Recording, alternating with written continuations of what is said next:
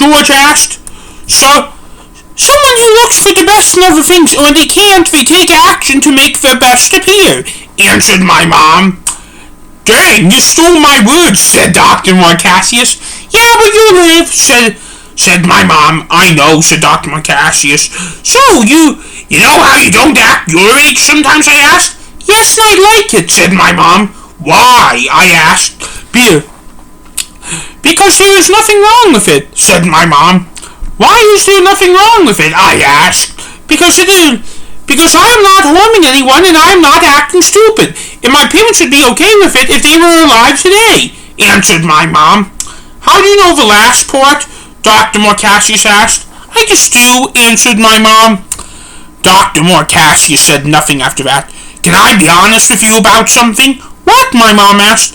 With your backstory and with losing both of your parents around the same time, I never would think that someone with a backstory like you would turn out like you. I said to my mom. Why? My mom asked. Bad things happen to good people. Bad things that happen to good people can turn good people into bad people, I answered to my mom. And the other way around, said my mom, pointing at Dr. Marcassius. Dr. Marcassius didn't know what was going on at first, and when he did, he looked to be furious. I am now going to leave like a gentleman. Please switch my order to a to-go order and deliver it to Robbinsog when you are done eating, said Dr. Marcassius. Dr. Marcassius, the vendor charged out to the restaurant. That was nicer than him yesterday, I said. Have you made up yet? My mom asked. I can't say we have, or at the same time I can't say we haven't either, I answered to my mom. What do you mean? My mom asked.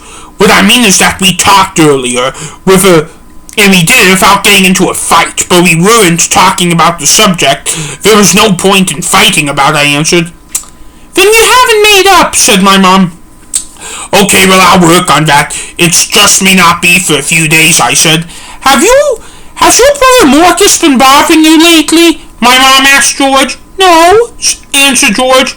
Really? My mom asked. Yes, really, said George. Okay, you know what? I know that he doesn't want to be around me, but I don't want to wait in the cold. I think I'm going to go to Midway Airport to wait for your father when the time comes. That his plane gets closer, said my mom. Can I come too? I asked. Sure, but you're gonna be up late, and you may have to wait a while, said my mom. Sure, and this time it is in baggage claim, but do me a favor, Mom, a security guard here with us, help me take it like a man, because that is why I didn't go out earlier, because I couldn't take it like a man, and honestly, until you told me you were going, I didn't even want to go to Midway Airport either. I said, sure, said my mom. Sure.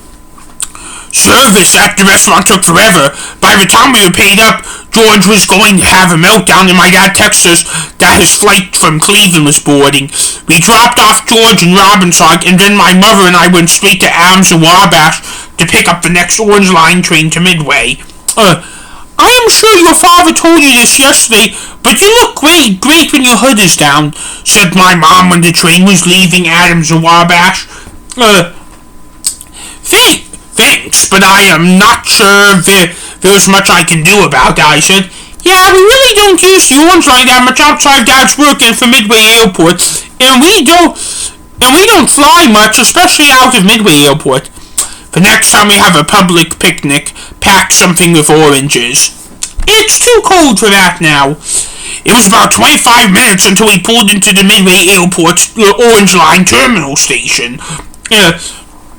And once we walked into the airport in the baggage claim, it was 25 more minutes before Dad's plane arrived at the gate according to the monitors, and then it was about 5 minutes for him to get to the baggage claim. Hey! My dad said as he was getting off the escalator into the baggage claim. Morning! Yelled my mom.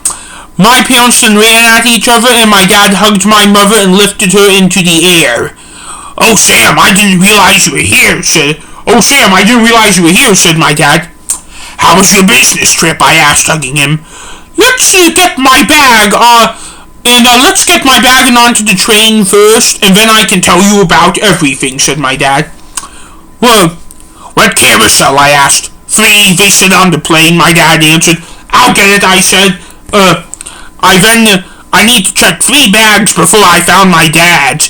Here you go, I said. Thank you, said my dad back. My dad then kissed me on the forehead. We then walked back to the Midway Airport Orange Line train terminal station, and once we got on the Orange Line train, it was going to be about 10 minutes for the next departure to the Loop, so we began talking. So how was your flight in? My mom asked, snuggling up to him on our seats on the Orange Line train. Good, not crowded and not turbulent, answered my dad. So how was your meeting? I asked. Good, I am now on board for 1 more hour a day, which means more money, answered my dad. Did you do anything fun in Cleveland? I asked. Yes, I went to a restaurant in Public Square in downtown called The Winking Lizard, which had some really good winks, and I loved exploring downtown Cleveland too, my dad answered.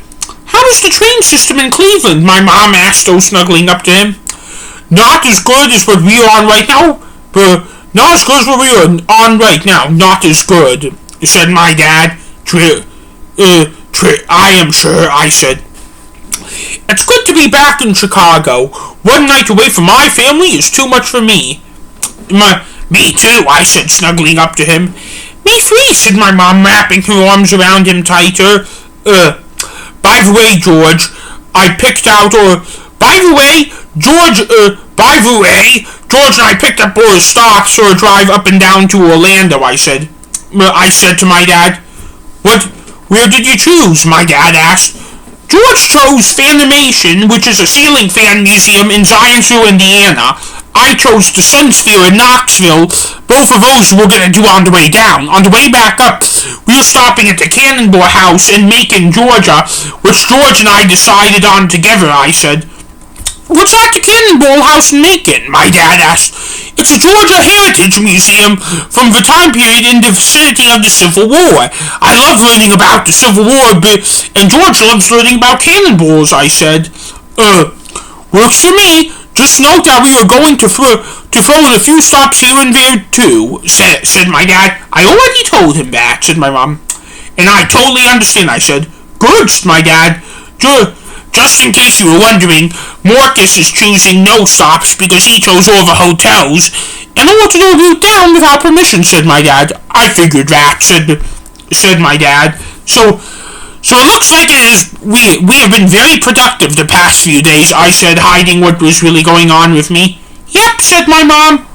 I am tired. I need to go to bed as soon as I have a little fun.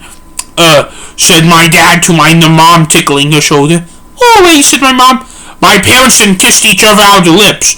Our train then departed, and my mom and I cuddled on the train ride over back. My mom and my dad and I all cuddled on the train ride back to Harold Washington Library, State in Van Buren.